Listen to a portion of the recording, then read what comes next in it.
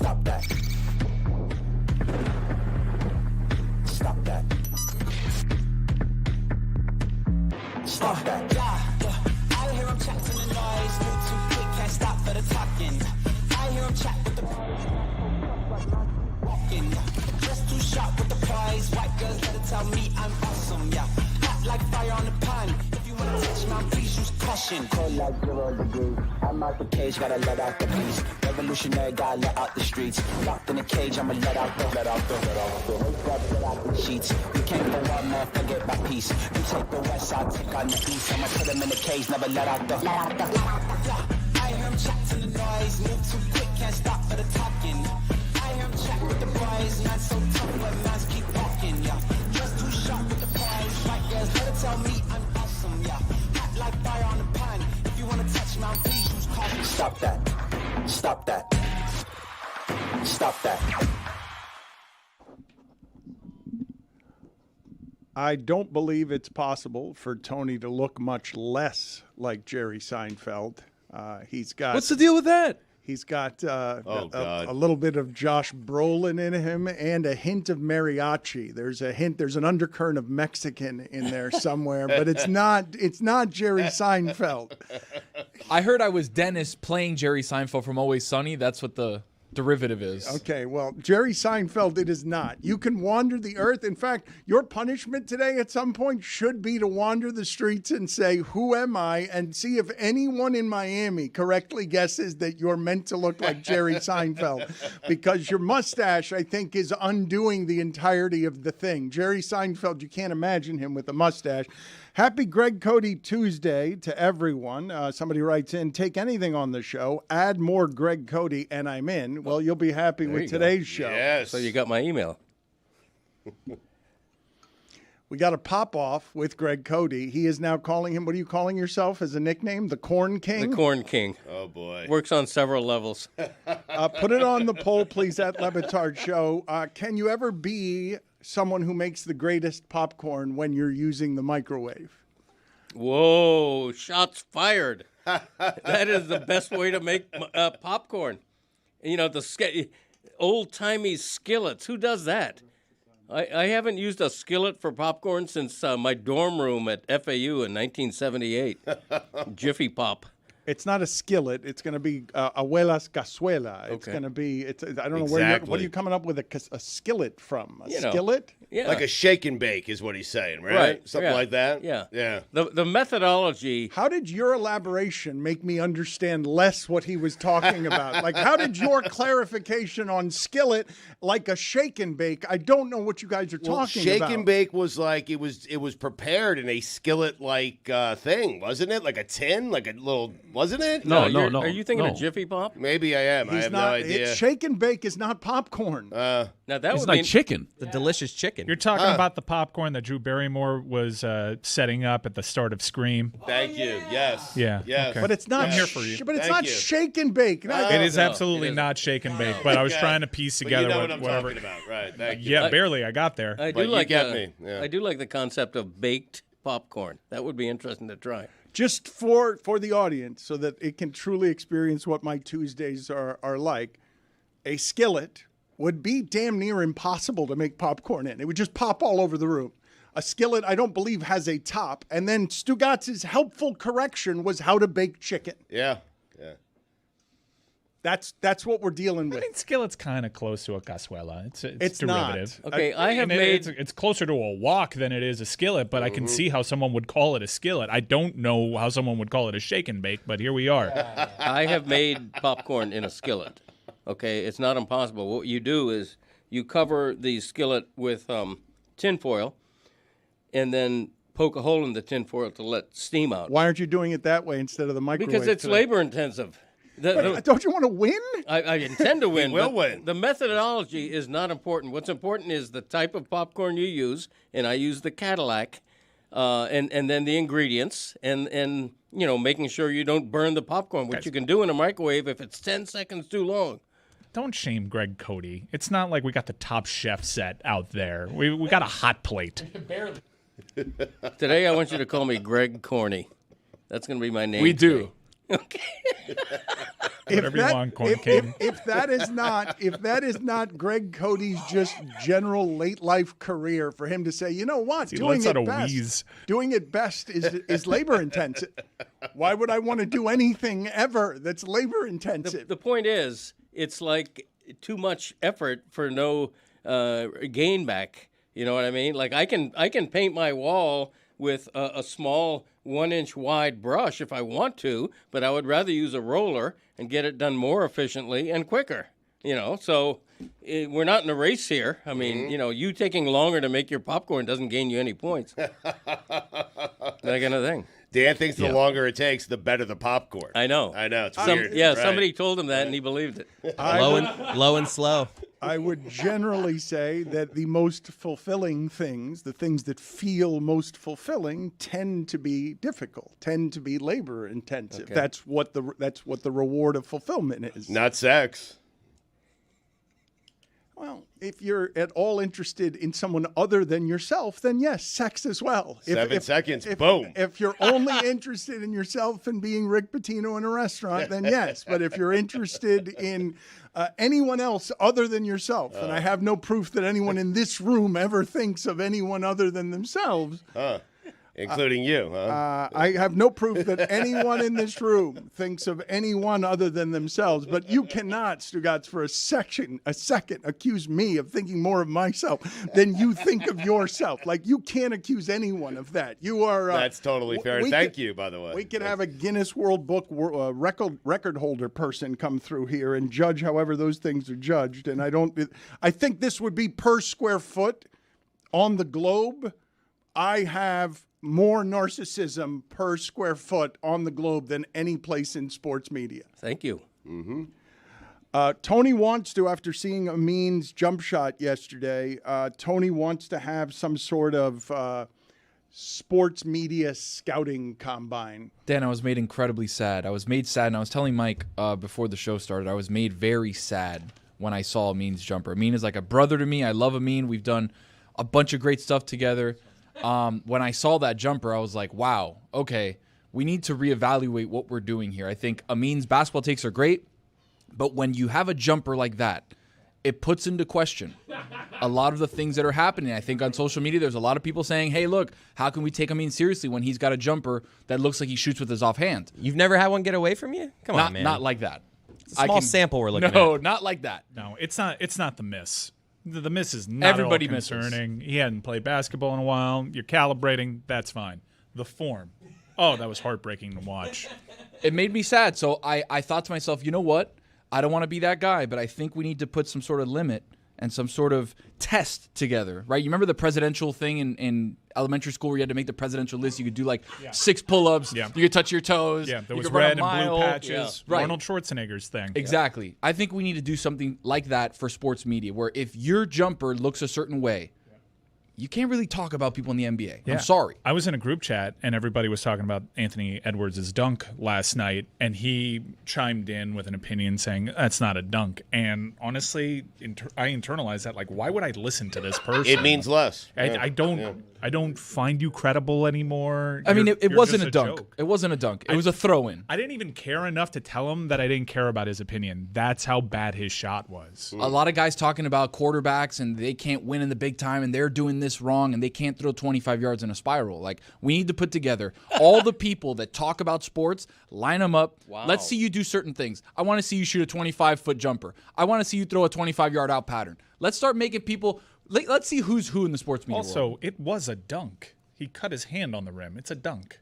Can we start? I've got a number of things here. Can we start before we do the scouting combine for sports media people? How well do you think this group, do you think anyone here would pass even the 6th grade presidential challenge? I'm going to look up exactly what it is. Because I think it's a lot of pull-ups. Yeah, and I did back in the day. Pull-ups have never been a strength for me. I think that would be hard for our group. Amin, I also want to ask the audience at Le Batard Show, did Amin devalue his takes with that one jump shot? Because Amin also says that Anthony Edwards shot last night was not a dunk. He's calling it an aggressive floater. an aggressive floater because he says you got to hit your hand on the rim, but he did dislocate his finger. I happen to agree with Amin on that. You have to put hand on rim for it to be a dunk. Otherwise, you're throwing But it down. what did he dislocate his finger on? Wasn't it the rim? The bounce back of the ball is where he dislocated his finger. So if you watch him dunk it, the ball goes through the rim, and then it comes back and then hits him in the hand. So it's actually on the throw-in. He keeps his hand out. The ball hits him, and then that's where he dislocates it. He's saying that he threw it through the cylinder before his hand made contact with the rim, therefore it's not a dunk. It looks like a dunk to me. Matter of fact, it looks like the greatest dunk to me. It's either, this is a big wide gulf here on sports debate. Was it, all right, put it on the poll at Le Batard Show. Was it the greatest dunk ever, or was it just an aggressive floater? Because there is a big greatest dunk ever, not a dunk. There's a big gap there between the two things. Poor John Collins, man. Yeah. If you think what happened to Collins is bad, wait till you saw what happened to Austin Reeves. We're going to get to that sound in a second, but I just want to ask the group here, at the risk of being prisoner of the moment. Anthony Edwards is not even 6'5", right? I understand the Dwayne Wade comparisons because at that height, I don't think I have ever seen a player who jumps like that. He hit his head on the backboard the other day blocking a shot to end the game. He's the reason the Timberwolves are going to be great for a long time. The way that he gets up, even Mike Conley, who's got, nearly 20 years in the league, is saying he jumps kind of like a cat where he keeps going up and then somehow lands on one foot and doesn't hurt himself. I just don't think I've seen anyone that size get that generally high when jumping. He's listed as 6'4", and you're right about Conley because he's seen everyone dunk, everyone in the history of the NBA, so he would know. He's an expert. But he's listed as 6'4". Ja Morant is the guy that comes to mind. Yeah. Small guy who jumps very, very high. Yeah, Ja Morant is even smaller and slighter, but I haven't seen Ja Morant hit his head on a rim blocking making a shot. Well, we haven't seen Ja Morant, period. That's in a right. while. Did you know that Mike Conley Jr. never had a technical foul? Yeah, we did that as a stat of the day a couple of weeks ago. 17 years, no technical. Still blown away. He had one rescinded back in 2014. Incredible. You guys do a good show if you already mentioned that. I've got the 6 different exercises for the Presidential Fitness Challenge. Let's go. We've got sit-ups. We've got a shuttle run. We've got the V-sit reach. We've got 1 mile run, pull-ups, and a right angle push-up. But what is the time and number? Because the run was under 8 minutes, under 7 minutes, under 9 minutes. So if we're doing it at the closest age to like the exit, which is 17, like that's the cutoff for the Presidential Challenge, a 6-minute mile, 6:06 is what you need to run. You need to do 53. I can get there, but it'll Hold on, kill I'm me. going to go the whole way down. So sit-ups, you need to do 55 consecutive sit-ups. Wow. You need to do an 8.7 shuttle run. You need to do a 7-inch sit reach. You need to do a 6-minute mile, 13 pull-ups, and 53 consecutive I can push-ups. see your face right now. I'm not doing this. No, but you by the can't way. do No, a I'm not. 6-minute mile. You're No, wrong. don't. Yeah, You okay. You're not can't. going to shame me. No, I'm flatly not doing any Nobody of this. say they can do all of those Yes. things. Nobody Nobody volunteer that say you can it. do this. Dan will try to There kill you on is the air. no one here who can run a 6-minute mile. There's no one here who can do that. I disagree. I think of all of those events, the 6-minute mile, and I believe it was 6:06. I need those 6:06, extra 6 seconds. I believe that sounded like the most doable of all, to be honest with you. Really? No, I'm serious. Yeah. I honestly think I could do most of these, but the V-sit, no shot. No shot. I think you guys are underestimating. If you have not done any running recently, how difficult it would be for you to run 6-minute mile. 6 minutes. Just to run a mile. It's Right. only a mile. That's Lucky if you do nothing. 20. Greg, we will not ask you to do No, it we're not just doing because that. I would fear for your health running in those boat shoes of Yeah, yours. that's all I brought, or else I would. If I had my snakes, I'd volunteer You to couldn't do it right do now. under 11 minutes. Have a cardiologist running in step with me. You couldn't do a mile without stopping. I think I could. If I do 13 I could. pull-ups, a hernia will pop out. Greg, how is it that you're this delusional? I thought that I had the world record holder for delusion on my left. How is thank it that you. how is it that you don't understand that you're 70, you're near 70 Okay, years old? I have an athletic bone in my body. A single one.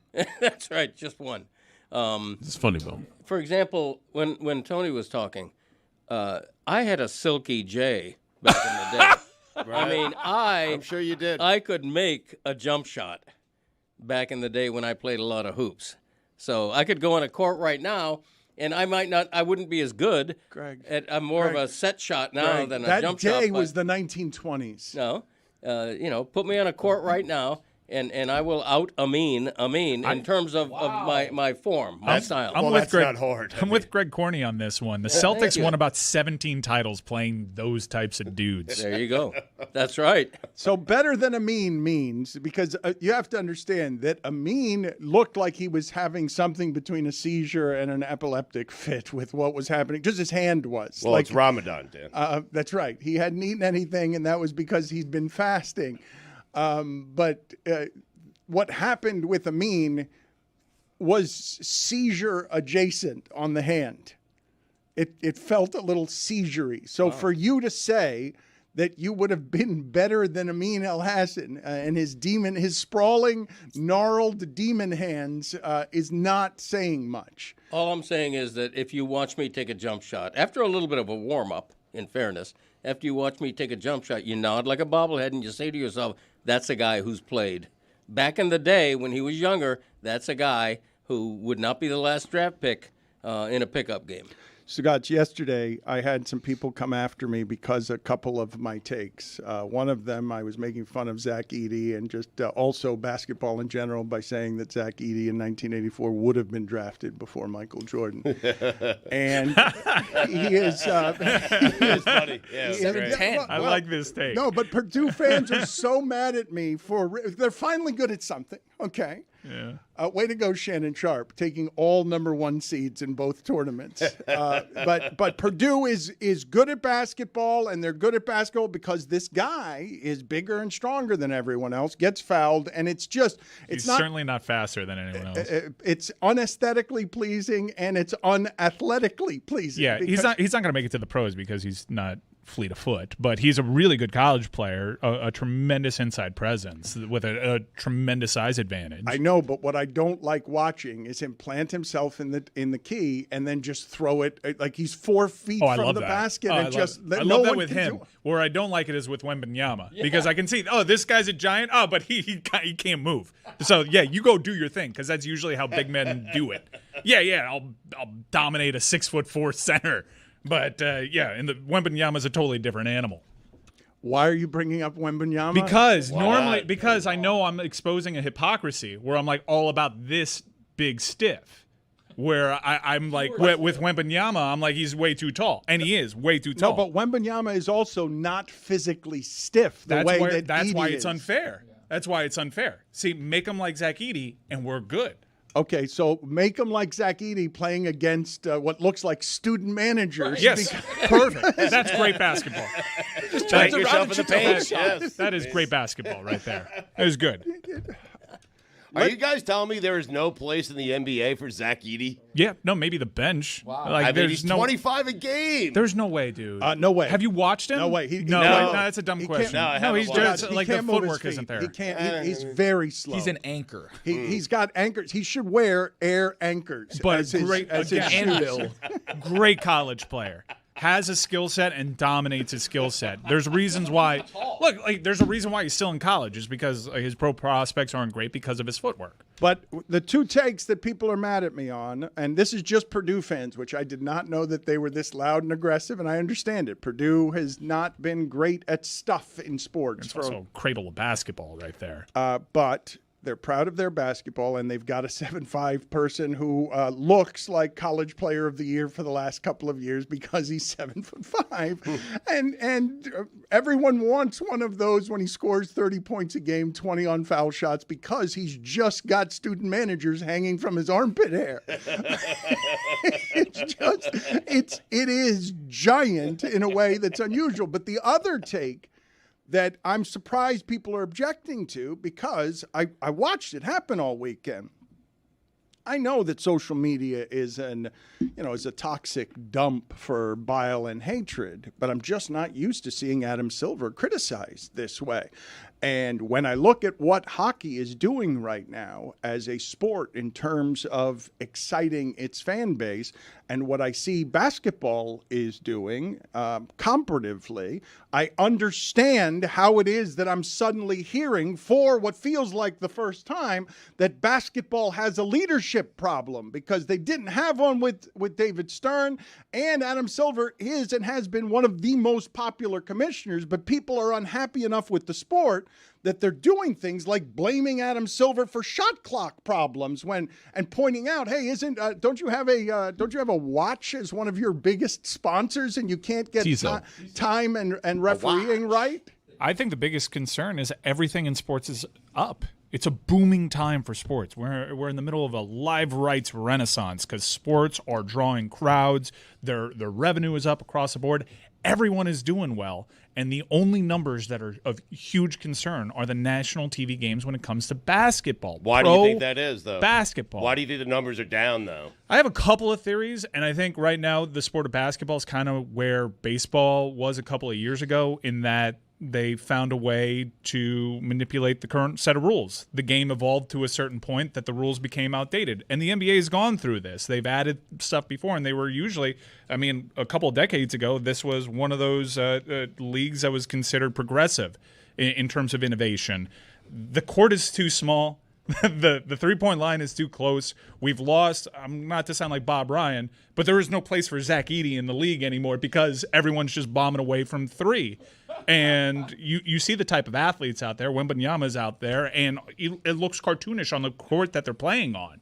But the revenue is with those courtside seats. So they have to decide something in the way that baseball just massively overhauled its rules and to the better of the game, I think. Football, too. Yeah, I think we're at that point and have been for a couple of years with the NBA, and they need to do something drastic with the rules. I do think, too, from a macro view, that it's better for the NBA when the Lakers and the Warriors are really good instead of, Minnesota and Denver. But they have the Celtics. But they've been good. They've been relevant enough. I know that the Lakers missed the playoffs, but, they're on the West Coast. Those stars being on the West Coast, I guess you can – I don't think it's one thing. I hate that argument, by the way. Like, that regions still matter in the internet I think age they do. when we're all connected and stuff. I get why you'd want the Knicks to be relevant. You want your big franchises to be great, but don't be afraid to learn something. I mean, you just saw what Anthony Edwards did last night. There ain't nobody doing that. Yeah, but he did it in Utah. Yeah, but if you're if you're the baseball commissioner, would you rather have the Yankees be really good or Seattle? The Yankees, of course. You want your marquee teams to be marquee teams. But you have that now. The Celtics are a marquee team. You have the Knicks as a really good team. Yeah. You have some of those teams you want. That helps. Big markets. They're good right now. Right, but the Celtics these Celtics are best known for the team that should win, I but hate doesn't. it. I just hate it. Okay. Like, that's what you need. You need 4 big market teams to make your It's an sport element. relevant when your sport has been relevant for the last 40 years. Without much of their help. But I imagine it can help. I don't think it's one big thing. It's just a couple of years ago, this was a global sport positioned as good as anyone except for maybe soccer. It was the number 2 global sport on the planet. And in its home country, we're on a downward trajectory. And I really think, and it's not just regular season, because regular season's trash. And the star players don't care about it. They've proven that. They've tried to take steps there to correct it. We're still not at a place. We're still looking at a postseason where we don't trust any of the top teams because no one's respecting this regular season. There's a lot of problems facing this sport, and not enough is being done about it when every other sport, including like women's basketball, women's pro basketball doesn't have the problems that the men's pro game does. It's screaming at you. These numbers are really troubling, and they're not doing nearly enough. You also have the game's biggest stars. Sorry, Greg. No, they're old. LeBron, Steph Curry, Kevin Durant. Those guys are still the biggest stars in the league, and the best player in the league is not aesthetically pleasing. His game is not Nikola Jokic. It's not, and he seems like he's bored playing his own sport. I mean, Dan, he's your best player. He represents He's so your great. best player. I love watching know him he in the is. postseason, not in the regular Like, season. I It's way love too late. watching him play, but I've got the solution. Just like football's solution is always more games, and baseball somehow, the commissioner of baseball got everything wrong except for he fixed baseball. And so he's going to be able to be okay. And here's Adam Silver's solution per The Athletic. The NBA is infusing betting into live games on NBA League Pass. The league and Sports Radar, a global data company, are rolling out a new option for League Pass viewers to be able to track betting odds on NBA games as they watch them on the app, and then offer the ability to click through to wager through the NBA's betting partners, FanDuel and DraftKings.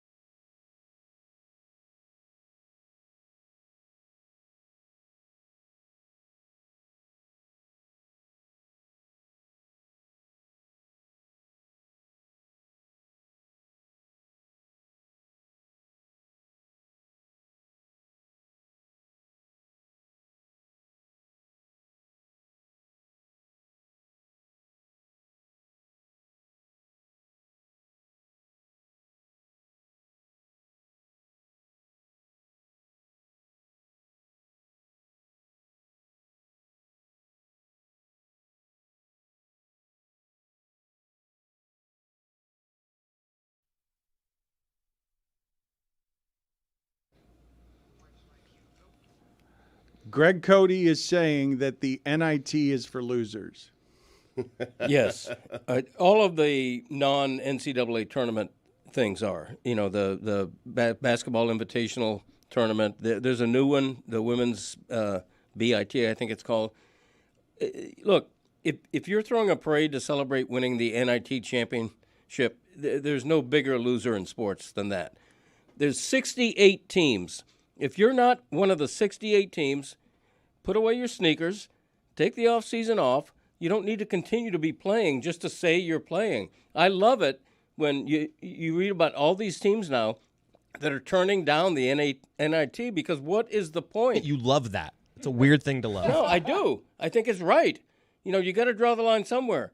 You know, you see all these sub-500 teams getting in the playoffs, in the postseason, for what?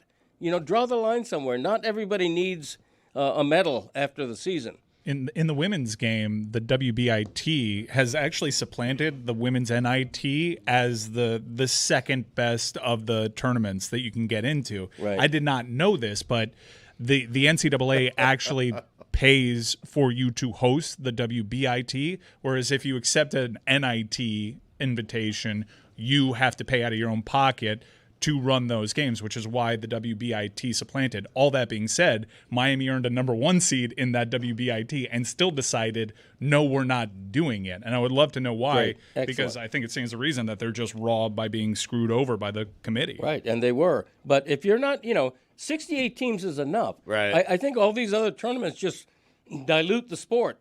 I'm just against them. You okay? He's having trouble with just finishing thoughts I'm without very emotional. running out of breath today. I'm wondering the last time an NIT champion actually held a parade.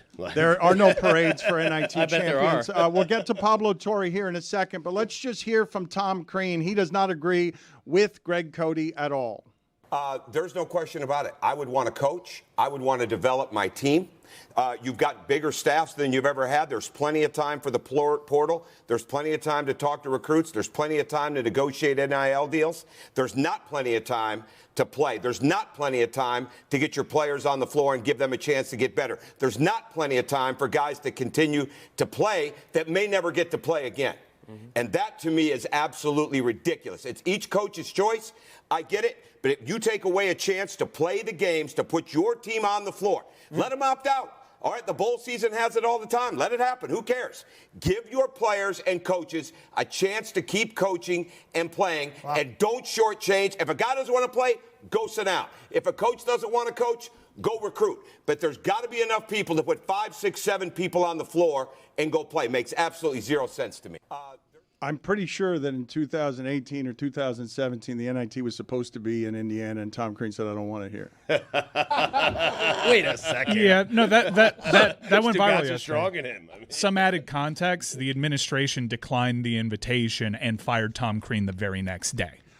Pablo, context I would have done without. Just I liked it my way better. Context, it's fairer. You're fairer with the context. The internet liked it better Dan's way, but I like this Dan Le Batard. Yeah, I like it better my way. Pablo, your thoughts. Pablo Torre Finds Out is a podcast that I continue to tell you is climbing up the charts because it's doing something different than anyone else is doing.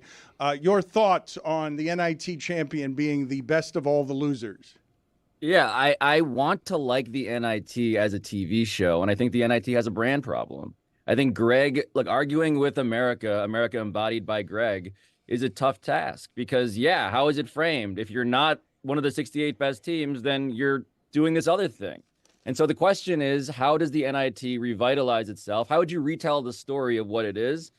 And I think you got to lean all the way in the other direction, right? Can't you premise this on, Rick Pitino, the man that I think about in these times, is somebody who I want to see on a sideline wearing an all-white suit, being mad at everything, and possibly having Trump operatives carry out legal grievances to reporters quietly. Just random note, no context there. The point is, though, why can't he do that in a reality show style setting in which he is given something like an advertising opportunity? Why is the NIT trying to be like the NCAA tournament, but worse? Can't it be something else? Can we rebrand it? Can we tell that story a little differently so that it's actually interesting to viewers? That's the opportunity here. America wants to watch live college basketball. And so here's this other tournament. Why aren't they wanting to do it?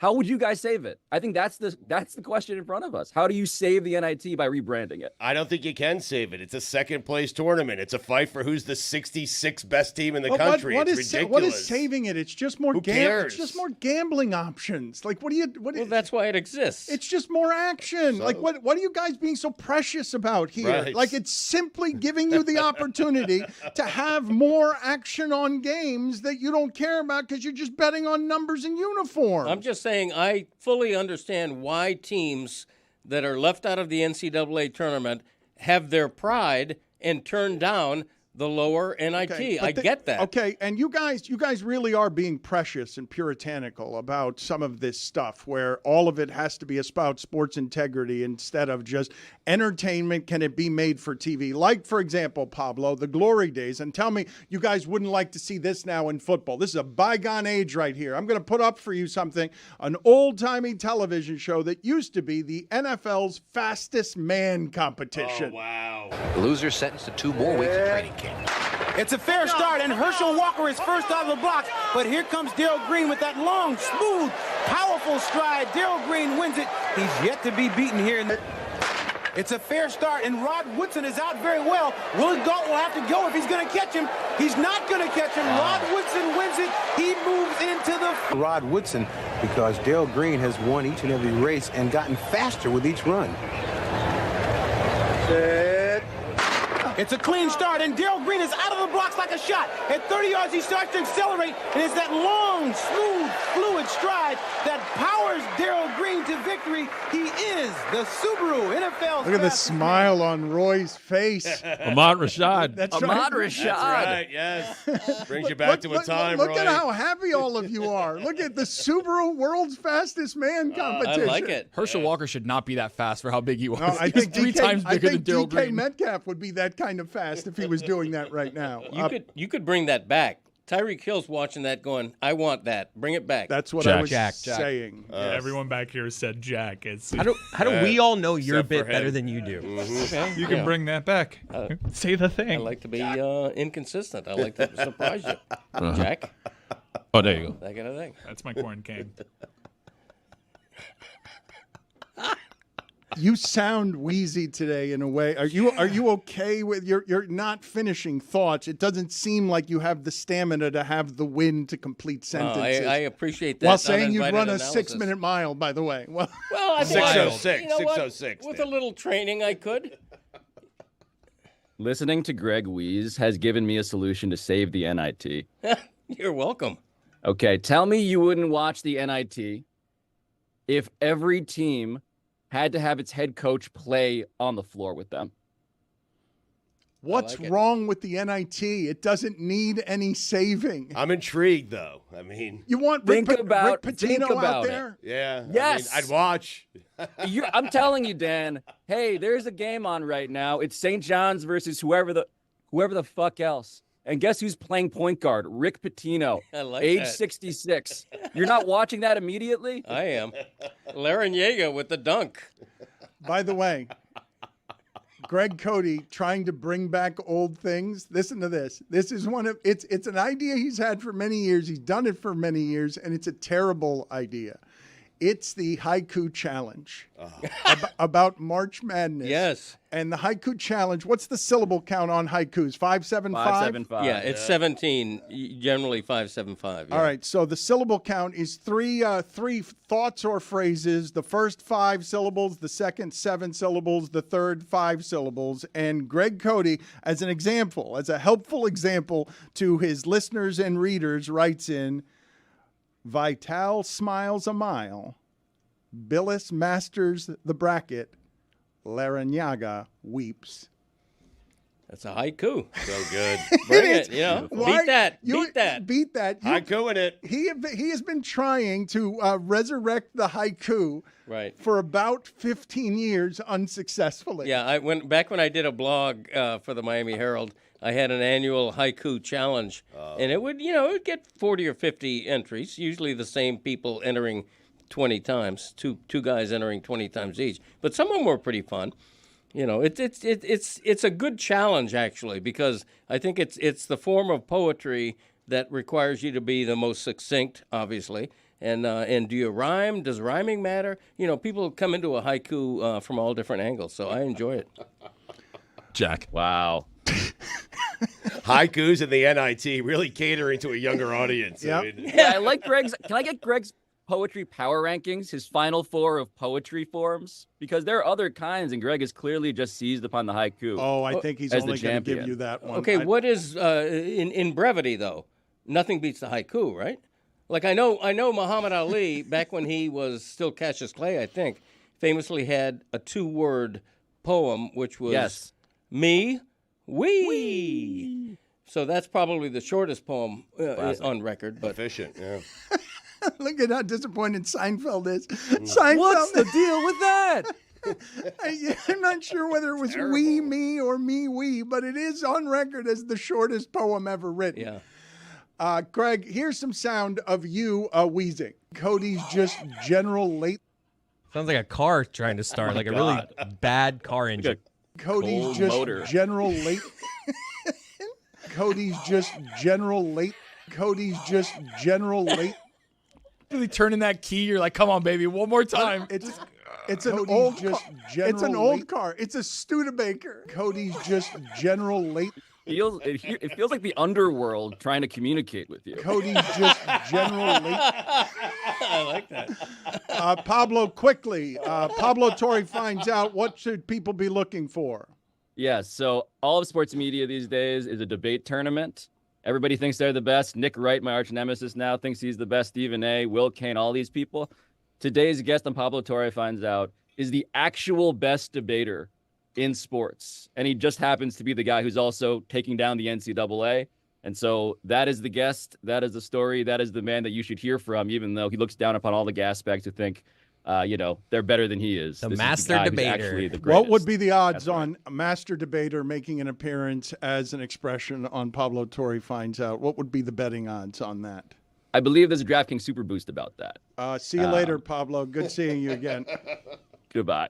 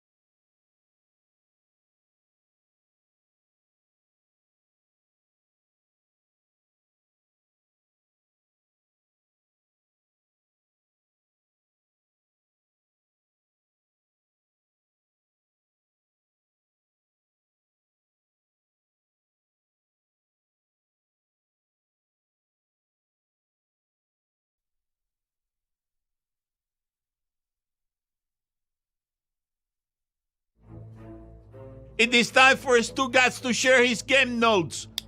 No one in the media will tell you what happened better than my boy Stu. Weekend observations brought to you by Miller Lite.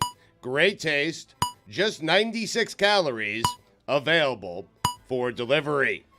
Dan, it's the greatest thing on the sports calendar until the next greatest thing on the sports calendar. Winning pedigree, senior guard play, fake outrage over teams that were snubbed, perfectly healthy people calling in sick to work on Thursday and Friday. And Dan, just like that, make no mistake about it, March Madness is back. You excited? I will be on Thursday. All right. Dan, I'll be sick this Thursday and Friday. Spoiler alert. If you haven't printed out a bracket and filled it out with a pen or a pencil, guess what? You haven't filled out a bracket. Really? Yep. Print it out, put pen to paper, hand it in. That's how you fill out a bracket. Greg, am I right? Who's accepting paper brackets at this I have point? no idea. You have to. I don't know. Okay, let's do It was this. an elite level slur right before. Come it on. got I don't know what happened there. Your tongue is like 45 pounds right now. Put it on the poll, please. Is Stugotz's tongue 45 pounds? Also, our March Madness tournament that we're going to have with everybody, LeBatardAF.com is where you go. It's Merch Madness, and it's going to be interactive. If you want to do this with us, LeBatardAF.com. Do that now. It's active now. You were objecting to what it is I was saying about printing it out, putting pen to paper? Yes. That's how you do it, though. No, I mean, it feels better when you do it that way. Not anymore. Like, Oh. I understand in this room we are technologically atrophied, and I understand what you're saying, but that's a particular demo over 50. Okay. Purdue, losing a game they should have won. March, the Boilermakers. NC State, beating North Carolina in the ACC championship game after getting swept by the Tar Heels in the regular season. You know what they say, Dan? Madness. Hard to beat a team 3 times. Unless you're talking about Boston College and Miami, because Boston College made it look easy. The Eagles. Rick Pitino's season came to a premature finish, something Rick is all too familiar with. Rick Pitino opted out of playing in the NIT and opted into hunting down and sinking his teeth into every committee member. He's out for blood. No NIT. Your beloved NIT. In this week's edition of We Are Old, Jerome Bettis Jr. committed to Notre Dame, the minivan. See Niners' son running around on a diamond somewhere? Did you see what Edgerrin James's son at Cincinnati, what his name is? Jizzle. Jizzle James. JJ. I have a simple rule. If it walks like a Boilermaker, talks like a Boilermaker, and plays basketball like a Boilermaker, it's not making it past the first weekend of the NCAA tournament. Wow. The P in Purdue stands for phonies. Whoa. What happened? They're not good. Put it on the poll, please. Do you know what a Boilermaker is? You do? Yeah. What is it? It's somebody who makes boilers, who takes steel and creates this boiler that holds, hot steam or hot liquid. Okay. 8 of the 10 teams entering last week did not win their league title. 8 of the top 10 teams is what I was trying to say. March. 45-pound tongue. FAU and Temple in the American Athletic Conference semifinals. Couple of Owls cutting it up. FAU and Temple over the weekend was a hoot. Cody, stash this away, the something to ponder file. Russell Wilson and Justin Fields at a combined $4.5 million, or Tua at $55 million. No need to discuss it now. Just stash it away for a rainy day. Greg Cody just showed me on his computer. He just put it in front of me, and it was just the sentence, The blue whale's tongue is 2.7 tons. That's what it weighs. Put it on the poll, please, at Le Batard Show. Did you know the blue whale's tongue weighed, what is that, like 8,000 pounds? That's crazy. More than a Ford F-150. No. Yeah. 8,000. What is 2.7 tons? I can't believe that. I cannot believe a fish, or it's something fish adjacent, because it's not a fish. It's a mammal. But I know. But I just. Something aquatic is what you were going for, Dan. It's crazy. That is crazy that a tongue that heavy exists in the ocean. Like, what is that? Aaron Rodgers said Sandy Hook was an absolute tragedy. No shit, Sherlock. Headline, Vanderbilt's Jerry Stackhouse out after 5 seasons as head coach. The first time I heard Jerry Stackhouse was the Vanderbilt head coach was when they fired him. No. Stack. Come on. I thought Kevin Stallings was still there. Death, taxes, and a team announcing Ben Simmons should be ready for the start of next season. Kevin Stefanski, some advice. Don't look over your shoulder. Top 5 guys who shouldn't look over their shoulder this coming football season. Wow. Yeah. All right. Let's see what we OLI. got here. Wow. Ryan Day. Mike Vrabel is just a short drive away. Vrabes. Number 5, Russell Wilson. I know what Tomlin said, Fields is the future. Let me tell you something. You play bad, trust me. Fields is the now. He's the present. Jalen Hurts, number 4. Stugotz, aren't these people who should be looking over their shoulders? They should not. You don't want to see what's there. I mean, Jalen Hurts looks over his shoulder. You know who's sitting there? Kenny Pickett. If you think for a second that Philadelphia Eagles fans won't start chanting, Kenny, Kenny, Kenny. Do you realize that Stugotz's greatest fear as a head coach would be a backup quarterback who has a 2-syllable name because he's terrified of the chant? Like, for some Blacko, reason, Blacko. you're the opposite of leadership. You're trying to coach Coward. to avoid a chant. I never thought about it that way. Some quarterbacks should have that written into their contract. And we're only signing like Christophers. Change their names to 2-syllable names for a competitive advantage. Number 3, Anthony Richardson. Flacco, Flacco, Flacco. That's the last guy you want there. Number 2, Kevin Stefanski. Vrabel, just a short walk away. Vrabes. And number 1, Nick Sirianni. Without being physically present, Bill Belichick will be at every single Eagles game. He will. Here come the Rockets. Put it on the poll, Juju, at Le Batard Show. Without being present, will Bill Belichick be at every Eagles game next year? Spent the first half of Sunday in 27-degree weather and spent the second half of Sunday in 95-degree weather. Tale of two halves. Pittsburgh Steelers have 2 quarterbacks. You, of course, know what that means, right, Dan? They don't have 1 quarterback. Good guess, but in this case, it might mean they actually have 2. Really? An upset. Justin Fields, the rare backup who has better MVP odds than the starter. Crazy. The things you do when you are driving around the Midwest on a gummy in the passenger seat. Top 5 people in sports that connote St. Patrick's Day. OLI. Mike Cubbage.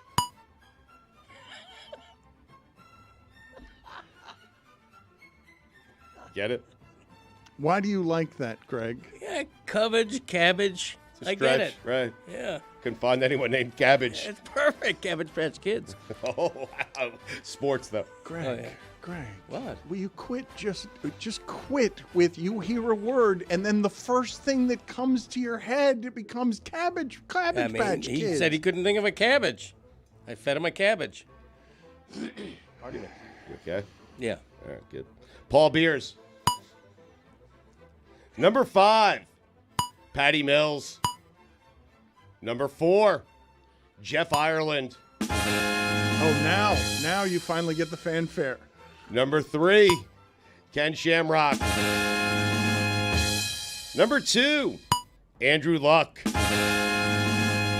And number 1, Dan, George McGinnis. Didn't you have a top 5 athletes who connote corn in honor of the pop-off? Yeah, popcorn. Yeah, I'll get to that later. Okay. Whit Merrifield is a Philly. If I shot a basketball like Amin, I would make sure nobody ever saw me shoot a basketball. It hasn't started yet, and I already missed Jim Nantz. Dan, if you close your eyes and concentrate, you know what you can smell? Augusta. It's right around Put the it corner. on the poll, Juju, at Le Batard Show. If you close your eyes and concentrate, can you smell Augusta? It's election day in Russia. Spoiler alert, Putin wins. Aaron Hicks is an angel. Kyrie, do it in the playoffs without LeBron. That was ridiculous, by the way. That was not a basketball shot. That was not a game-winning basketball shot. It was throwing a baseball left-handed. I guess he looked at the time and he's like, all right, it's overtime. If I miss it, I can throw this up left-handed, right? It's the only way I could get it over Jokic's fingers. Dan, you know what Mike Tomlin is going to do with Justin Fields? Play him? He's going to take him for a little test drive. You know what I'm saying? Little peek under the hood. Little kick of the old tires. You get it now, right? I do, yes. Thank you. Good. If Sunday was your first day ever watching the NBA, you would have thought Bobby Portis was Michael Jordan. Headline, Kobe Bryant's parents are selling his 2000 NBA championship ring $100,000. Chris Paul, here's your chance. Oh, no. What happened? Loyola Chicago blew an 11-point lead late in regulation and missed 15 consecutive shots from the field. Do you know what the S in Sister Jean stands for, Dan? I do not. It stands for Sister Jean choked. Oh, no. I'm going to hell. No. Speaking of hell, Art Briles. Dan, those are the weekend observations.